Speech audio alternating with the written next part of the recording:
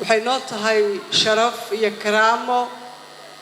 inaan ka soo qayb galno xafladan quruxda badan ee sanad gurada haweenka ganacsatada Soomaaliyeed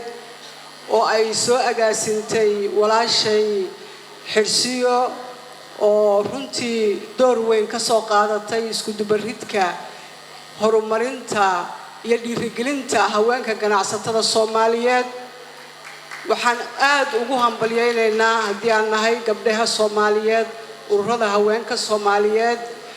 Xirsiyo guusha weyn oo ay gaarsiisay gabdhaha Soomaaliyeed waxaan ognahay taariikhiyan marka la eego dhinaca ganacsiga haweenka Soomaaliyeed waxay u yihiin lafdhabar waxay u yihiin hogaamiye waxay u yihiin wax soo saarayaal iyo kaabayaal ganacsiga Soomaaliya sidaan ognahay gabdhaha Soomaaliyeed waxay door weyn ka soo qaateen xorriyadii dalka waxay dalka ku xoreeyeen ganacsigii ay sameynayeen dahabkoodii ay galayeen iyo naftooda oo ay go'aan ku gaareen in caruurtooda aan la gumaysan oo ay ku noolaadaan adduunka iyaga oo xor ah oo madax bannaan taana waxaa keentay maskaxda furan ee caafimaadka qabta caqliga saliimka ah iyo dhiiranaanta gabdhaha Soomaaliyeed iyadoo runtii aan ognahay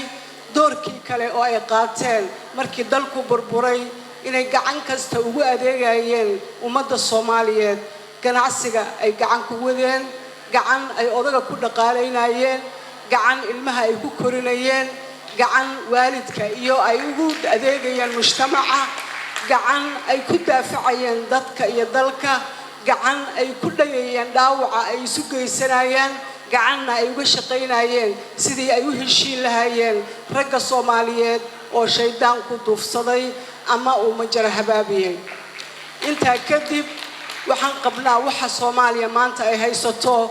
iyo waxa ay ku faanayso ama ha joogeen adduunyada qaybaheeda kala duwan ama dalka gudihiisa ha joogeen inay tahay dhaxalka haweenka Soomaaliyeed iyo hogaankooda suuban dulqaadkooda iyo sabirkooda iyo wax soo saarkooda inay Soomaali ku sabata baxday waayo gabdhaha Soomaaliyeed kayd gaar ah ma dhigtaan waxay u adeegaan waxay u ganacsadaan waxay u gudaan waxay wax u bartaan waxay maaragtay u taagan yihiin mar waliba inay daafacaan qoyskooda iyo qaraabadooda qarankooda iyo ummadooda waxaan rajaynaynaa sanadkii horena waan joognay runtii Xirsiyo waxay ku xirtay gabdhaha Soomaaliyeed adduunweynaha waxa maanta fadhiya gabdhaha Afrika oo aan dariska nahay walaalaha nahay oo ganacsatada ah waxaana soo jiitay quruxda iyo dadaalka iyo wax soo saarka gabdhaha Soomaaliyeed waxaan aad iyo aad ugu mahad celinaynaa dadaalkaas ay sameeyeen gabdhaheena oo ay hogaaminayso Xirsiyo Siyaad oo runtii ah gabar aqoon-yahana aan ogolaanin inay raaxaysato oo dibadda iskaga noolaato ee jeclaysatay inay nafteeda aqoonteeda iyo awoodeeda ay u hurto dalkeeda iyo dadkeeda taasoo maanta aan garanayno markaan aragno mooskan jaallaha ah ee Soomaalidu ay leedahay ee lagu yaqiinay oo adduunka oo dhan ay ka soo dooran jireen ganacsiga Soomaaliya mooskeeda quruxda badan oo dhadhanka macaan Xirsiyo ayaa dib u soo nooleysay waxaadna dheehanaysaa marka aad mooskaas cunto inaad joogto Soomaaliya sababtoo ah waa macaan badan yahay Soomaaliduna waa macaan badan tahay sidaa darteed dhadhankii Soomaaliyeed ayay dib u soo celisay wadanka waxaa qurxiya oo ka dhiga wadan adduunka la qabsaday gabdhaha Soomaaliyeed waxaa dadaala oo ganacsi u aada qaaradaha adduunka oo ka keena ganacsi waa gabdhaha Soomaaliyeed waxa geesiyaasha ah oo aan ka cabsanin inay adduunka dhibaato kala kulmaan ee naftooda u hura waa gabdhaha Soomaaliyeed waxa dalka difaaca oo dalka ilaaliya oo ilmaha jaamacadaha u dhiga oo ilmaha jaamacadaha geeya oo dariiqa inta fariisa ganacsi ka sameeya oo u hura naftooda inay ilmahooda adduunka la tartamaan waa gabdhaha Soomaaliyeed gabdhaha Soomaaliyeed waa gabdhaha dahab ah oo aan duntooda la heli karin oo adduunka oo dhan ay rabaan maanta inay ku daydaan annagoo aad ogtihiin inaan burburnay oo dhibaato badan soo marnay haddana maanta waxa adduunku ay hiigsanayaan gabdhaha Soomaaliyeed si ay u gaari lahaayeen waayo gabdhaha Soomaaliyeed way ka duwan yihiin gabdhaha adduunka waxay leeyihiin maskax aad u fog waxay leeyihiin hiddo aad u fog waxay leeyihiin isku kalsooni aad u fog waxay leeyihiin geesinimo iyo waxay leeyihiin hogaamin ay ku caabiyaan ama ay u horseedaan ummadooda wanaaga wax soo saarka quruxda iyo sharafta nin aan gabadhiisu u soo libisin ama wiil aan hooyadii u soo libisin fagaaraha ma yimaado waxna ma barto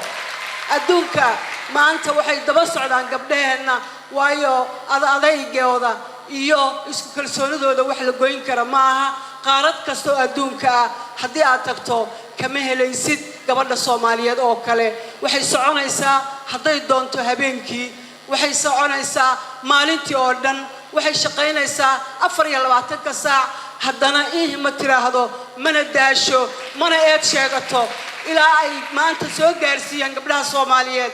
ummadda Soomaaliyeed oo dhibaato aan caadi ahayn ay ku dhacday oo geeri u badatay oo burbur u badatay oo khilaaf u badatay inay waxaas oo dhan intay tirtiraan dhexda u xirtaan inay tusiyaan quwadooda quruxdooda wanaagooda iyo dawladnimadooda dawladda aan haysano waxa dhisay gabdhaha Soomaaliyeed waxaan rajaynayaa marka dadaalkiina iyo kartidiina iyo aqoontiina inaad dalkan ku hogaamisaan qaaradda Afrika ku hogaamisaan adduunka ku hogaamisaan ummadda aad u faa'iideysaan aqoontiina aad u gudbisaan way aragnimadiina aad u gudbisaan sida loo noolaan karo oo aan dhulka la isu dhigin adiga oo dhibaato ay ku hayso casharada laga baran karo gabdhaha Soomaaliyeed ayay ugu horeysaa inta kadib waxaan leeyahay ambaliyo waxaan leeyahay waan ku faraxsanahay maanta Soomaali meesha aad soo gaarsiiseen waxaan idin rajaynaynaa guulo ka waaweyn guusha aad maanta gaarteen waxaan taaganahay garabkiina ilaahay idankiina Soomaaliya waxay noqon doontaa xidiga adduunka si hore u ahaan jirtay